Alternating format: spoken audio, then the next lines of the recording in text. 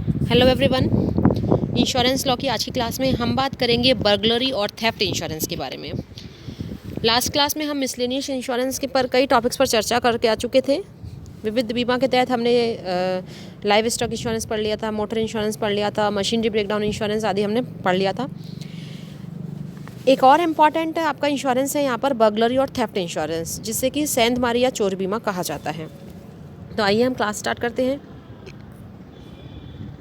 चोरी बीमा या सेंधमारी बीमा या बर्गलरी इंश्योरेंस से हम क्या समझते हैं? देखिए, व्यावसायिक प्रतिष्ठानों में आम बात है भाई, व्यावसायिक प्रतिष्ठानों में चोरी, डकैती, सेंधमारी के कारण जो भी हानियां हो रही हैं उनके विरुद्ध सुरक्षा प्रदान करने के लिए चोरी बीमा का कंसेप्ट आया है।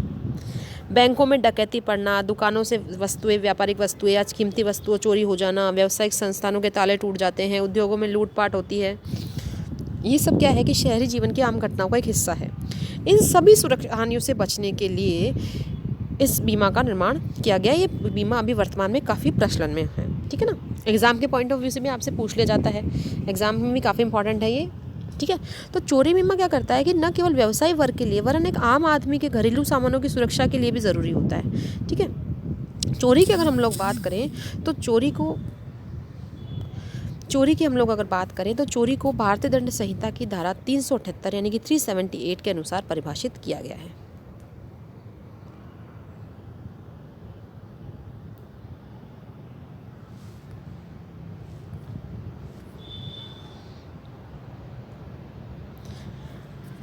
तो देखिए, चोरी जो है वो ये चोरी बीमा न केवल व्यवसायी वर्ग के लिए वरन एक आम आदमी के घरेलू सामानों की सुरक्षा के लिए भी ज़रूरी है। चोरी को डिफाइन किया गया आईपीसी के सेक्शन 378 में। इसके अनुसार कि जब कोई व्यक्ति किसी भी अन्य व्यक्ति की चल संपत्ति को, ध्यान रखिए, अन्य व्यक्ति की चल संपत्ति, मूवेबल प्रॉपर्टी को जिस पर उसका अधिकार हो, उस अन्य व्यक्ति का जिस पर अधिकार हो, बेईमानी से बिना उस व्यक्ति की सहमति के, जो उसका मालिक है उसकी सहमति के बिना बेईमानी से उसको अपने अधिकार में लेना चाहता है, तो इसे क्या कहा जाएगा? चोरी कहा जाता है। क्लियर हो गई बात? देखिए, चोरी जो है एक प्रिलिमिनरी एक्ट है। चोरी एक प्रारंभिक कार्य है। अगर हिंसा का प्रयोग करते हैं तो ये क्या बन जाती है? लूटपाट बन जाती है। और जहाँ पर 5 या उससे अधिक व्यक्ति मिलकर बलपूर्वक करते हैं तो वही लूटपाट क्या बन जाती है? डकैती बन जाती है, ठीक है। बर्गलरी की बात करें तो बर्गलरी को बीमा पत्र में इस प्रकार परिभाषित किया गया है कि 2 तरीके से, कि बीमा पत्र की अनुसूची में जो भी कुछ लिस्ट दे रखी है, जो बिल्डिंग्स की दे रखी है, वर्णित भवनों की दे रखी है, तो बीमा पत्र की अनुसूची में जो बताए गए भवन हैं उनमें जबरदस्ती या हिंसात्मक ढंग से आपराधिक प्रवेश करके संपत्ति को चुराना, ये सेंधमारी होता है। या फिर किसी घर में किसी व्यक्ति द्वारा चोरी करना जो आगे चलकर हिंसा या जबरदस्ती पर उतारू हो जाए, तो वो भी सेंधमारी कहलाएगा। शर्त क्या है कि मकान में ज़बरदस्ती घुसने या बाहर निकलने के स्थान पर औजारों, बारूद, बिजली या रसायनों के निशान हो, है ना, दिखते निशान हो। बल तथा हिंसा का प्रयोग संपत्ति पर ही होना आवश्यक नहीं है, ये किसी व्यक्ति पर भी हो सकता है। ये पॉइंट आप ध्यान रखें। तीसरी बात है हाउस ब्रेकिंग, सेंध लगाना। इसको भी आईपीसी में डिफाइन किया गया है सेक्शन 445 में।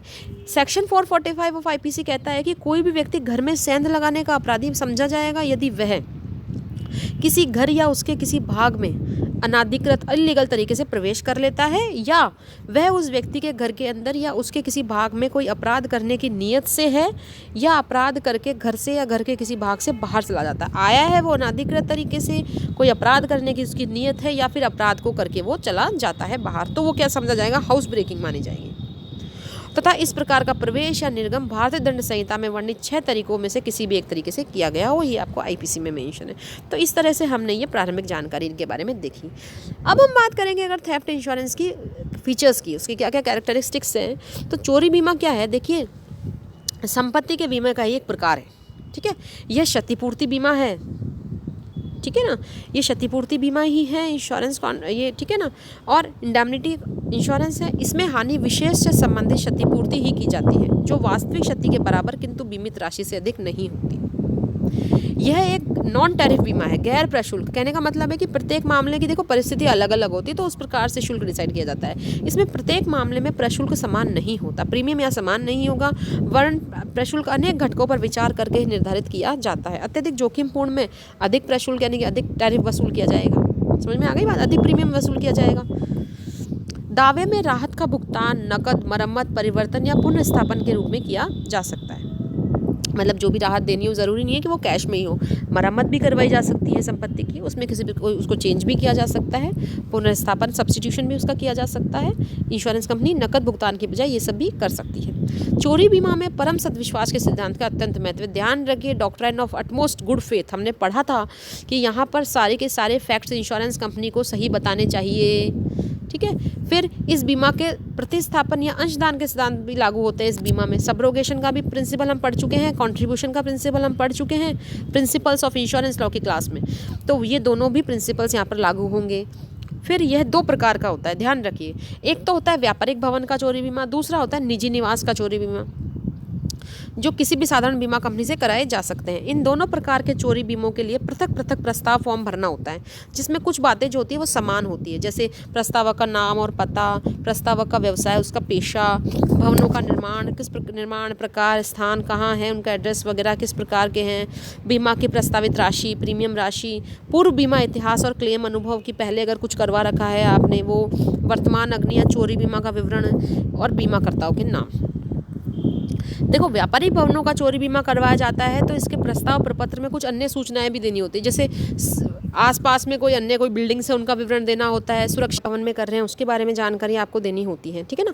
जबकि निजी निवास का चोरी बीमा करवाया जाता है तो इसके प्रस्ताव फॉर्म में उपरोक्त सूचनाओं के अलावा अन्य कई सूचनाएं भी देनी होती है, जैसे भवनों में सहवासियों, कितने लोग रह रहे हैं भवन में साथ में, घर में सदस्यों की संख्या, नौकरों की संख्या अगर कोई हो तो, ठीक है ना, अतिथियों आगंतुकों की संख्या, मोहल्ला जिसमें वो निवास स्थापित है, निवास से पुलिस थाने की दूरी कितनी है, घर की सामान्य देखभाल किसके द्वारा की जाती है, किराएदार अगर कोई हो उनकी संख्या, अवधि जिसके लिए मकान किराए पर अगर दिया गया है या आपने लिया है मान लीजिए, उसके बारे में उल्लेख किया जाता है। तो इन सब चीज़ों का यहाँ पर उल्लेख होगा, ठीक है। तो इस तरह से हमारा आज का ये चोरी बीमा का टॉपिक कंप्लीट होता है। अगली क्लास में एक नए टॉपिक के साथ मिलते हैं स्टूडेंट्स, तब तक thank you all of you.